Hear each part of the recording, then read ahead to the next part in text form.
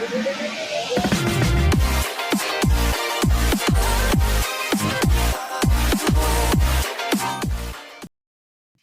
hello, everyone. Today, Seth and I are going to do something a little different than we have done historically on HIPcast. Always, we are in support of our profession and our health information professional body. And this is intended to be the same. The difference is that it's Seth and I without a guest. And we're going to talk a little bit about, actually, we're going to talk a lot about the governance structure of AHIMA and our profession and membership. And we're going to also talk about the bylaws that the change requests that are happening in the House of Delegates meeting later this month, October 27th in Salt Lake City, ahead of the AHIMA convention.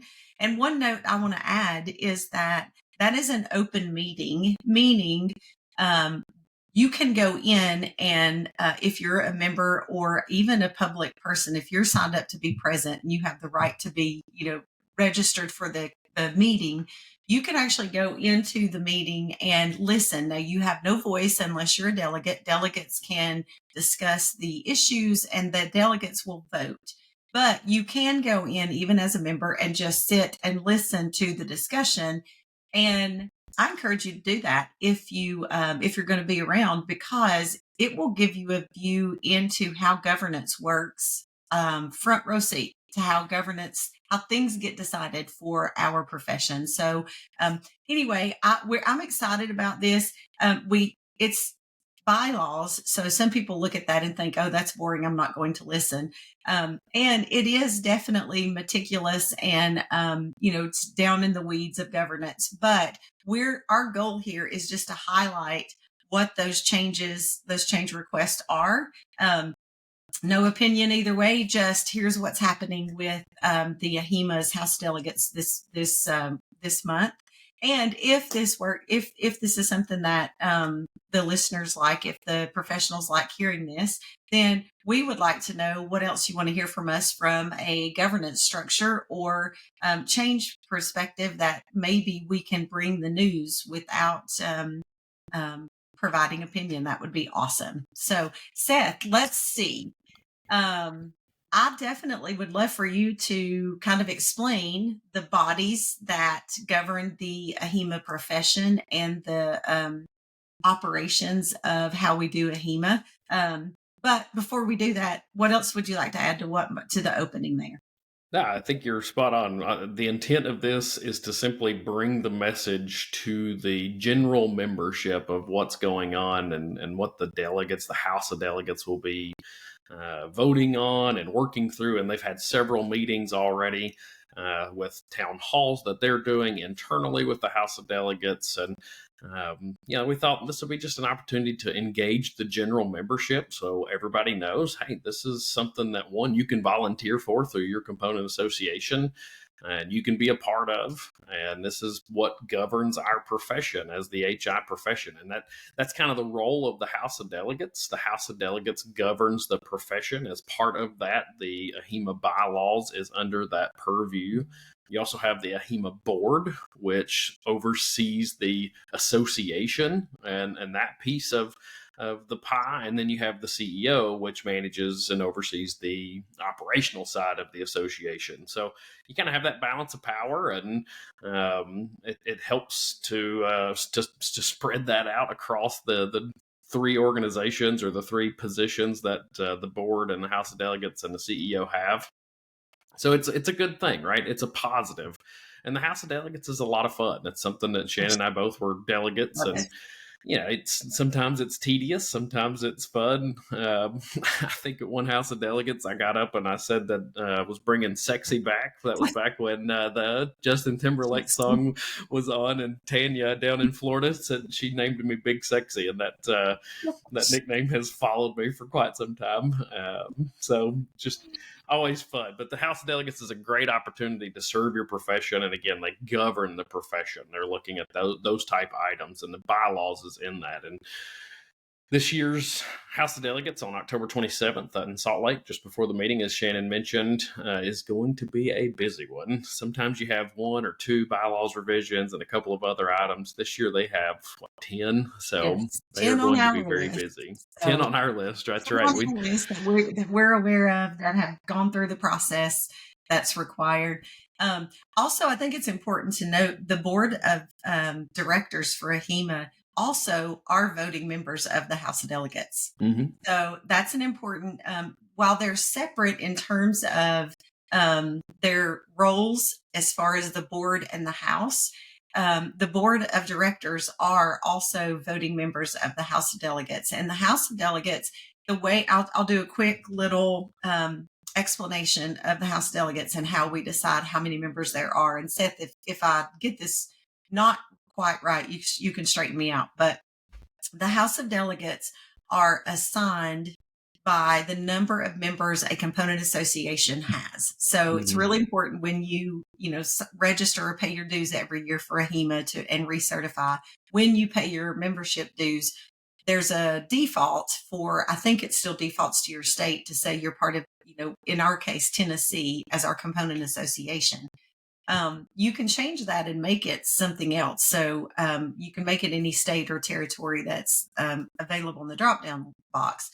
The point there is that the number of delegates a component association has is based on that number of members that are in that component association.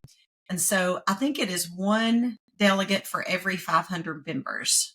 And I believe it's 500. I don't remember what the ratio is anymore. Yeah. I think it's 1 for every 500. And so, but it's a maximum of 5. So for Tennessee, we had, I think, somewhere between 1,800 and 2,000 members, and we had 5 delegates. So your representation is based on a ratio. So yeah, it's a ratio. I don't remember what that ratio is, but that's a good call out. And also, this is for education purposes to the membership. We have no opinions here. We encourage all the members to reach out to the delegates of their component association. Yes. If you want to learn more, if you want to share an opinion, reach out to your delegates. They are your representative to the House of Delegates. So that's what they are. I mean, in Tennessee, it's an elected position, and that's what we believe is for all component associations. But please reach out to your delegates if you have questions or opinions. Perfect. And you can go to each of the state's websites, each of the component associations website to find the leadership. I believe they probably all have that. So, all right. Well, Seth, are you ready to move into a bylaw request? What a fun time this will be. Yeah. Here we go. Okay. So bylaw revision 1 and 2. This is a carryover from a previous year. Last year, AHIMA board brought this, the request for the finance committee, the AHIMA finance committee and AHIMA audit committee to be combined. These are Article 5 and, sorry, that's not true. Article 8, Section 8.3. So essentially the role of the finance committee is to have oversight of the budget, kind of discuss and recommend changes to the proposed annual budget, review and discuss monthly financial statements, periodically review the quality, quantity, and substance of the dissemination of financial information. So basically what a finance committee sounds like it would be. The audit committee is separate from the finance committee currently, and the audit committee's role, according to the existing bylaws, is to have oversight of any public accounting or accounting firm that will kind of do an audit. And so basically the audit committee is over an external review. And so AHIMA's bylaw change request here is to combine the two. There are 2 kind of changes requested here. One is to combine them. The second change request is to add the audit committee term to the duties of the treasurer, which is simply cleaning up. If the first bylaw revision is passed, then that second bylaw revision would be to make sure everything is aligned in the bylaws to kind of address that first change. Anything you want to add to that, Seth? No, sounds like a lot of structural type things that AHIMA's recommending there, and something to be aware of as they try to probably optimize and make things a little more efficient. But that also goes into bylaws 3 and 4. And these are not in any particular order. These are just how I put the notes in. So there's a lot of bylaw revisions that folks are going through. So it's in no particular order. But Yeah, the don't next, use our numbers if you're trying to find them on your official AHIMA documentation. yeah, these are just my notes that Shannon and I are looking at. So the next two I'll say that we're looking at would be one is Article 5, Section 5.5, which is around election and term of office. They're adjusting the term limits, or the request is to adjust the term limits to at-large directors to 2 consecutive 3-year terms and a limit of no more than 4 3-year terms in total. Okay, so there's a lot of numbers in there, but the intent behind this is to kind of put some guardrails up and limit somebody from bouncing around positions within the board. Think director on the board, and then president, and then going to speaker, and kind of spending an extended amount of time on the board of directors by hitting the different areas. So this just kind of puts some guardrails up, open up the opportunity for others to volunteer and to join those positions. You know, the problem is, and Shannon and I have this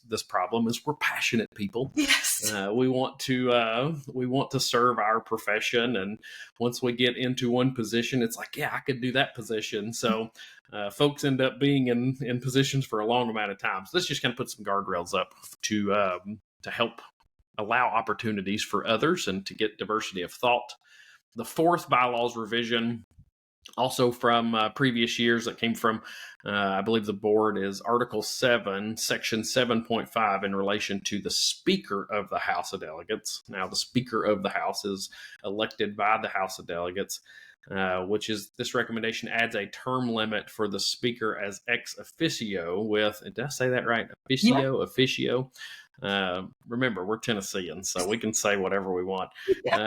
With a vote to the board of directors, and adds a term as past speaker. Okay, so the other little piece of this is, if that speaker doesn't want to do the additional year as a past speaker, then the current Speaker of the House can appoint a person in consultation with the president. These past roles, like we have it in Tennessee, a past president, is really good for continuity. You know, if you're coming in first time and into the House of Delegates, it's a bit overwhelming. There's a lot going on. There's a lot of people that have a lot of experience and know a lot of the ins and outs. So having that past role, past whatever role in any position, is really good, just from a continuity perspective, to help somebody take on that new position. So those are the two that are the final ones, I believe, that were brought from the previous year to be voted on this year. Again, just adding a few little things there. Yeah, and Seth, that's important for us to consider. So aligning this, or having this past speaker elect, or past speaker be have a role, is very much congruent with how the president-elect, president, past president of AHIMA works as well. So it's aligning the leader of the board and the leader of the House in kind of congruent roles. Yeah, so, and some of that comes from the fact that the speaker role is, I don't know if it's new anymore, but it's fairly new in the grand scheme of our association, right? That was added in a few years ago. I believe Elizabeth Delahousie was the first Tennessee member. Elizabeth Delahousie was the first Speaker of the House. But when we did this initially, we were delegates when that happened. I was not on the House of Delegates when that happened. Yeah, but I was shortly after that. You might have been as a delegate at that point, but or it might have been your first time president as Tennessee. But the goal there is really, yes, the House of Delegates is new in our structure. Although Speaker is, House Delegates and Speaker both are new really in our structure compared to the 90 whatever years, right? That's true, the full thing. But this, we have, when we do an election every year as a membership, as a body of AHIMA, we elect a president, and that president is then assigned the role of president-elect. And then the following year, they become president. And then the following year, they become past president. But there's a role, they have duties for all 3 of those years. So this aligns the speaker. Maybe I don't mean to say this as a negative about how we started the structure of the House and the Speaker of the House of Delegates, but maybe we didn't think forward enough to think we should probably make the past Speaker a role just like we have past President for AHIMA. So this is, I think, aligning kind of those structures for continuity, again, for continuity and just to give those opportunities for continued service. So, Okay, so now I'm going to move on to the next set of bylaws, and there are 4 bylaw considerations here. So I will not read the whole thing. This is actually related to the mission statement. We did a bonus episode with Dr. Marita Johns and Rose Dunn back on August the 5th. It's bonus episode 5. So if you want to get deep details on this set of bylaws, I'll refer you back to go listen to that. So bonus episode 5 of HIPcast that was published on August the 5th. But essentially, these are revisions from the AHIMA board alumni group. I believe there were 7 or 8 past AHIMA presidents who put this together, and it's gone through all the processes. So it will be voted on, or at least considered at the House of Delegates this year. I don't want to say voted on because they could consider it and push it till later, but it is on the agenda to be considered for this House Delegates meeting. And so these bylaw revisions are related to changing the mission statement of AHIMA to add the AHIMA is a professional membership organization whose mission is to benefit its members, advocate for their professional interests and needs, and promote the advancement of the profession and the integrity of health information. This deletes the previous mission statement of empowering people to impact health. So this essentially is our AHIMA's existing mission statement is simple, flat, straight, empowering people to impact health. And the replacement is intended to point to the membership, the fact that this is a membership organization. And along with this mission statement, which is section 3.1 of the bylaws, section 5.1, section 7.1, and 5.1 and 7.1 have to be updated as well. So essentially, these are kind of cleanups similar to the Finance and Audit Committee. These things would, if section 3.1 is adopted where we're changing those, the mission statement, section 5.1 changes the powers and duties, which means the recommendation focuses on the board of directors, on the mission statement, and intends to strengthen the purpose of the House of Delegates to be responsible for governing the bylaws of the profession. And 7.1 is for the purpose of the House of Delegates, adds a phrase that the House is to focus on the organization's mission and the professional standards. So you could see that those two after kind of switches the powers of duties and the purpose so that it allows the House of Delegates to drive the mission of AHIMA as part of governance. Yeah, truly points the House and the board to the mission statement of we're a membership organization, right? I think that's the intent of those things. Yep. Okay. And that was a fun episode with Dr. Johns and Rose, so highly recommend that one. It was got a lot of views. It was a hot topic. It's still a hot topic. So, by the way, this is fun. I hope people that are listening that have never volunteered are thinking, wow, there's a lot that goes on. And this is something I want to know more about. That maybe that will inspire some volunteerism. I really hope so. Yeah, that's the goal, right? Yeah, absolutely. Get involved. Okay, I'm going to move to the next revision, which is section 8.5 of, and that's the nominating committee. This is also presented by the same group of past AHIMA presidents, so somewhere between 7 and 9. I can't remember. There are several of them. This revision reduces the size of the nominating committee from 9 to 7 by requiring credentialed members removing the 2 board appointed members and removing the CEO as ex officio. So essentially, the nominating committee is elected by the House of Delegates, not the full membership. It's elected by the House of Delegates. And there are 2 board appointed folks on there. So there's 6 nominating committee members that are elected by the House of Delegates, 3 each year. So there's some continuity. There are 2 members that are appointed by the board, and then the CEO or an appointed representative of the CEO is on the committee as a non-voting ex officio member. The background is that the nominating committee requires privacy, open dialogue, and it really does. I can attest to the fact that as the current chair, this is my 3rd year on the nominating committee for AHIMA, and I'm the chair this year, and there has to be privacy, open dialogue. We have to be able to have these conversations without restriction. There can be no bias, no influence. Everyone's voice on that nominating committee that are voting members need to be heard. And it's a very challenging role. The nominating committee has taught me so much. I mean, Seth, it might be the volunteer opportunity that has taught me the most. So Really?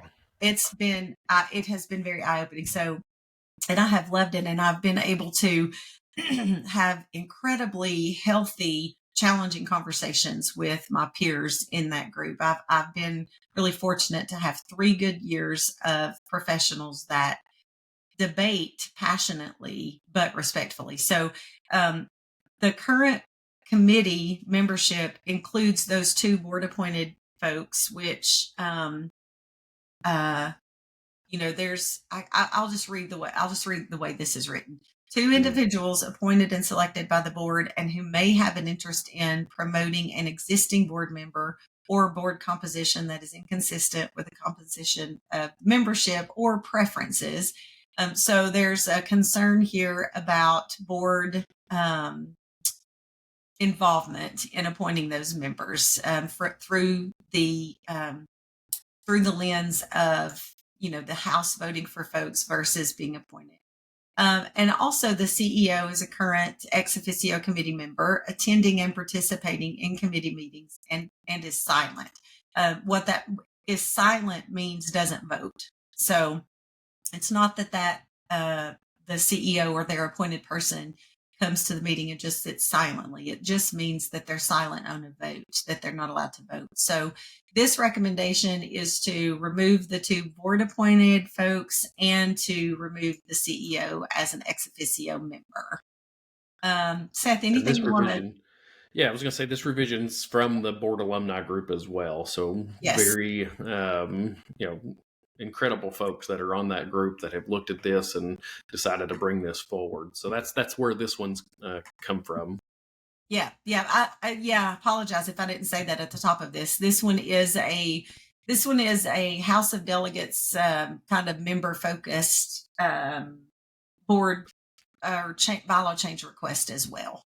Yeah, I'm sure that one will get plenty of conversation in the House of Delegates. They're going to be busy. I remember my first House of Delegates meeting was 2-day meeting. I think they're down to 1 day to help with just expenses, which we're experiencing as well from a state association. Yes. So they are going to be busy on that Sunday. They really are. They really are. They need to start at 6 a.m. and run till 9 o'clock at night or something. And then I'll have some really stiff drinks at the end. That sounds like the old-fashioned political days where it was men at the time for sure, because women couldn't be in those roles at the time, but men would go battle it out on Capitol Hill, and then they'd be over at the Hermitage or the Capitol Grill, basically drinking and, rubbing elbows. So that's what we'll do here, right? Yeah, exactly. Anything else on that one, Shannon? I think I think there's a lot of analysis and recommendation here. I want to point, I guess, Seth, is a good opportunity to say we will not go through all of the analysis and recommendations here just for the sake of time and to keep you interested in listening. but your delegates in your state have this documentation. So if you want to know more about it, reach out to one of your delegates that serve as your leadership. So that would be your past president, president-elect, delegate, and there should be one. Is there one more? I feel like there's one more. I think it's different depending on the state and It how is they different structure the depending on the state. delegates. So whoever your delegates are, whoever the executive leadership for your component association, if you want to know more about any of these, and especially these, because the ones we just talked about, because there's a lot of analysis and recommendation there, then reach out to your delegates to find that out. Yep, exactly. All right. Well, we only have two more. So, like I say, it's going to be a fun House of Delegates for all of those folks that are going up to have these discussions and then potentially bring them to the floor to vote on. The final two are related to the AHIMA rebate to the component association. So, the first one that we'll talk about is from the state of Tennessee. So the way this works is when a member pays their dues to AHIMA for their recertification, their annual dues, a portion of those dues are sent to the state that's selected. Shannan mentioned earlier that you need to select your state when you do your renewals. That way it helps you be represented in the House of Delegates, but it also provides a rebate so the component associations can operate financially.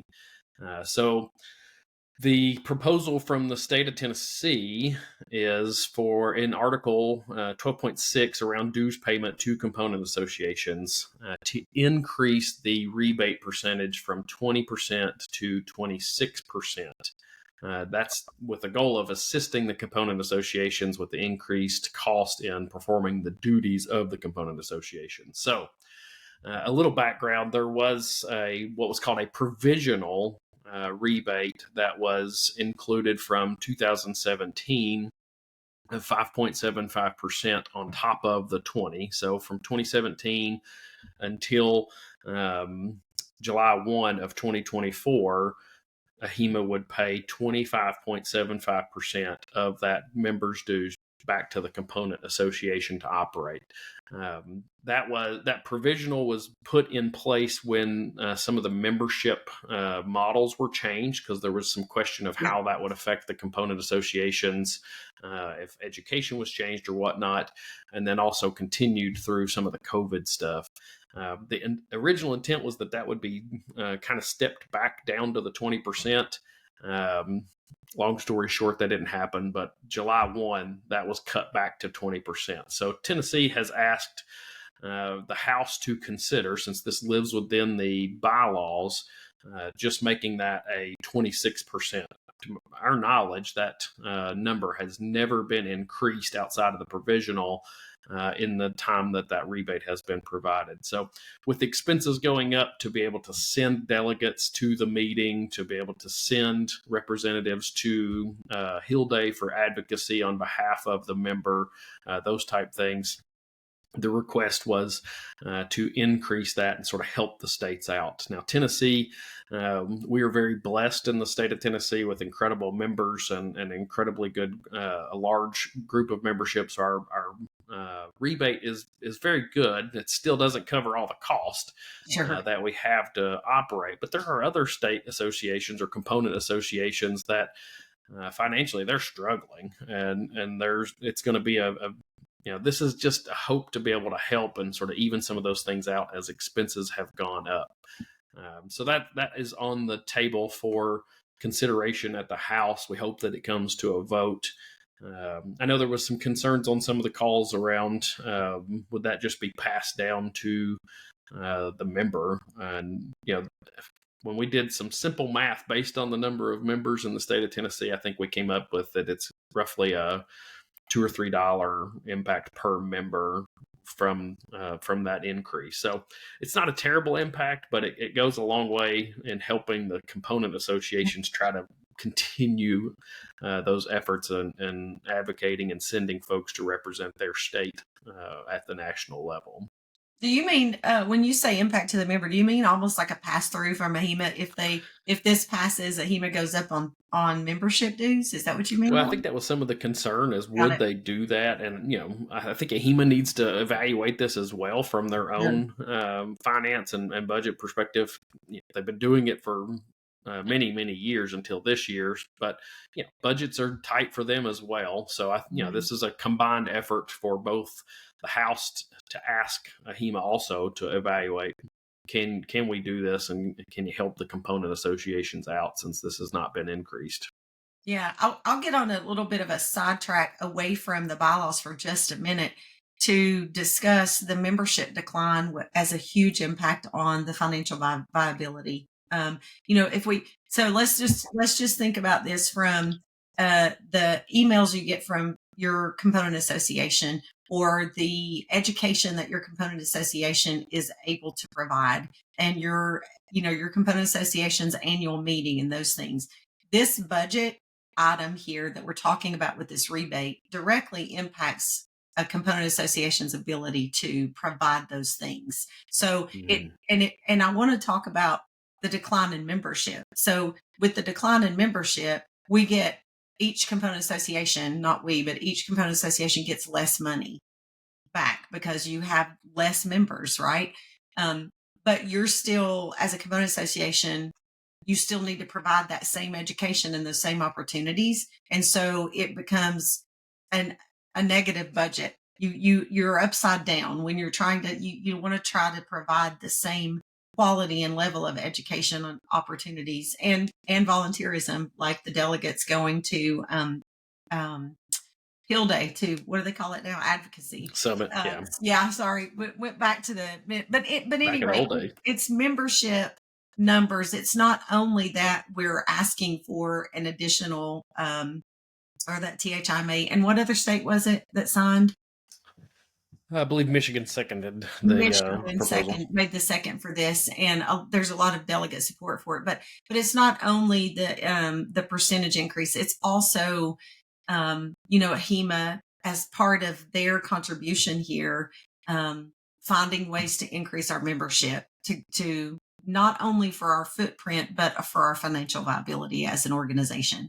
Yeah, and that's an encouragement for all of us as you have Absolutely. students that rotate through your Right. sites, or if you talk to young professionals, encourage them to take the credentialing exam, encourage them to Yep. become a member of AHIMA. Yes, it's a small investment every year that we make, and that investment could be large to some depending on what their situation is. But that truly does help AHIMA as a whole from a membership perspective, and the component associations when it comes to the rebates and Yep. representation. So it's a big deal. It's something that we should all consider in trying to help grow and rebuild our Gotcha. profession.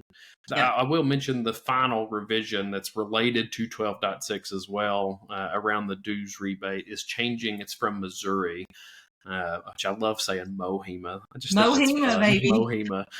Some great folks in Missouri.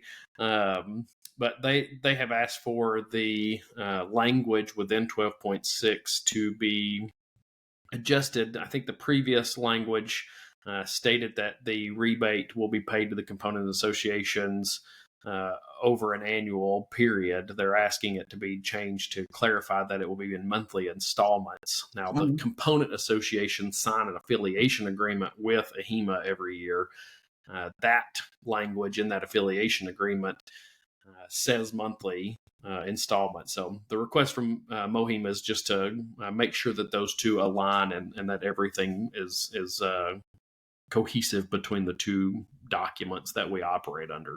Yeah. But that's all of them, Shannon. Well, We covered it. we did it, and we're just at 33 minutes, so that's pretty awesome. I will say, as a member, I have very strong feelings about some of these. As a nominating committee member, I have strong feelings about these because I've seen the inner workings. As a professional who loves this profession, I absolutely that I am passionate about this. And Seth, I appreciate that you just talked about all of us together encouraging not just AHIMA, but us also as members, encouraging folks to sit for these exams and become full blown members, right? We are in this together. Like that is Mm-hmm. the point of this. We are in this together, We don't always get everything we want. Everything doesn't go our way, but we are still standing. We are almost 100 years old now. And really being involved at this level and understanding these bylaw change requests, this kind of helps you look toward the future for sustainability. So, and I don't even just mean from the financial perspective. That I know we ended on a financial note, but I'm talking of all of the bylaw changes that we're talking about today, the ones that have come before and the ones that will come after. We're in this together. So this is intended to help us keep our checks and balances, but all of us serving that same goal of having a profession, having an organization, and having representation for the body of the membership. Yeah, that's a great point. And again, we want to encourage you, if, as a general member, one, this is just an awareness thing. I don't think I knew all of these things as a general member until I got in the middle of volunteering. So one, it's a general awareness piece. Two, we encourage you to volunteer, be a delegate, go represent your component association at AHIMA. But also, if you have an opinion, if you want to talk to somebody about what these revisions mean at a deeper level, you have a representative within your state that's representing you at the House of Delegates at the end of the month. So we encourage you to reach out to your state. And Shannan, I do want to close on a note that we didn't talk about. Okay. And it's not a fun note, but I'm sitting here listening to Black Hawk helicopters fly over my house. As many of you know, Shannan and I are East Tennesseans. So I just want to recognize, so this episode will come out here in early October, and there are many people hurting from Florida all the way up through the Carolinas and Virginia and East Tennessee. Just 20 minutes from me, there's communities that are completely wiped out, and for the past several days, there's Black Hawk helicopters and Chinook helicopters taking supplies up into these communities. So from Hurricane Helene, from Hurricane Helene. Our hearts and our prayers are for the people that are struggling through this in Tennessee and our North Carolina Association, Georgia and Florida. Just know that we're thinking of you, we're praying for you, and for those that are outside of this general area, please consider what you can do for support of these organizations. Or these organizations that are helping folks in these areas. Absolutely. So didn't mean to end on a sour note there. It's been a rough few days in this region, part of the world, but hearing those sounds as we talked just reminded me of what's going on just a few miles away. Yeah, some of those towns will never, ever be the same. Asheville, North Carolina will never be the same. Greenville, Tennessee. There are so many towns that are just full of mud and debris currently and don't have water. Some of our Tennessee members are affected. North Carolina, as you said, our neighbors up and down the coast. We have a lot of affected HIM members who are impacted by this. So it's very sad. We definitely, our prayers are definitely with all of these towns. Members are not. The whole communities are just truly devastated. The loss of life absolutely being the most precious and important, and it is not yet known. There are so many people still missing. So Seth, thanks for bringing that up. We do ask, if you're a Christian and a praying person, we ask that you pray, and if you can support in any way. Samaritan's Purse is definitely somebody that's there on the ground doing a lot of things. There's also a million ways on the internet to find ways to give. So please do consider support in however you're able to do that. That's right. All right. So, well, that was a fun episode, Shannan. If the general member listening to this is interested in us continuing to do these type things to help educate the general membership on House of Delegates, maybe we'll do something for the summit in the spring. Let us know in the comments and give us a like and a subscribe. That helps us know if we're on the right track for these episodes. And it's been a fun one. So, Shannan. One final note for all the delegates out there in component associations. If your phones and emails get blown up for this, sorry. Exactly. Exactly. All right, Shannan. Until next time, my friend. Bye.